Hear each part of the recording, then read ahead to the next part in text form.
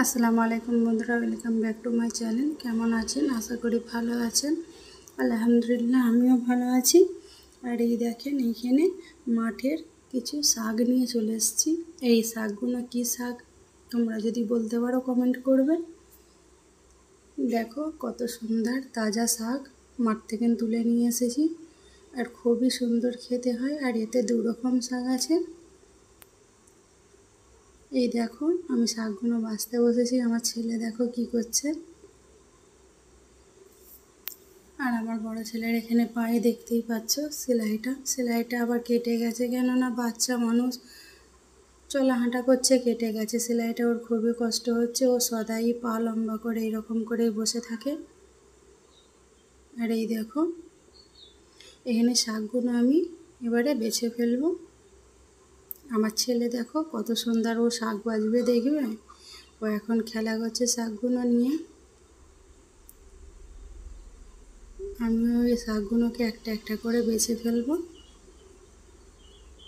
দেখো এগুলো আর বটির সাহায্যে বা চাকুর সাহায্যে কাটতে হবে না, হাতের সাহায্যে এগুলো পরিষ্কার করে বাছা হয়ে যাবে।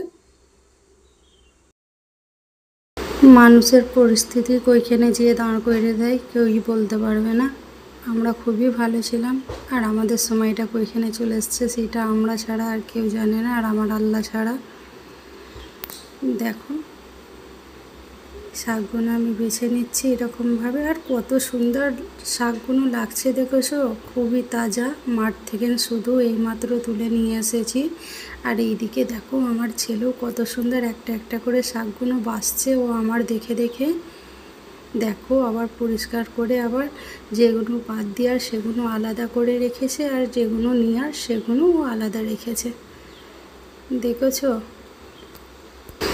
ও যেইভাবে শাকগুলো সুন্দরভাবে পরিষ্কার করে বাছছে, ওই রকম মানে বড়রাও পারবে না। দেখো আর রান্নার ভিডিওটা তোমাদের সাথে শেয়ার করতে পারলাম না, তাই রান্না করেই আমি সবজিটা নিয়ে আসলাম। এই দেখো এখানে ভাত, পেঁয়াজ দিয়ে ডিম ভাজা করেছি, আর শাকটা রান্না করেছি। শাকটা দিয়ে আমার ছেলেকে প্রথমে ভাত খেতে দিলাম। আর তোমরা যদি এই রেসিপিটা বানানো দেখতে চাও তাহলে অবশ্যই কমেন্ট করবে, আমি তোমাদের সঙ্গে শেয়ার করব। এই দেখো আমার ছেলেকে খেতে দিয়েছি, আর বন্ধুরা খুবই সুন্দর হয়েছে আমার ছেলে বলছে।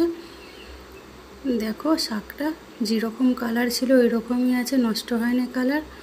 আর এই শাকটা খাওয়া খুবই উপকার বন্ধুরা, তোমরা খাবে অবশ্যই, খুবই ভালো লাগবে।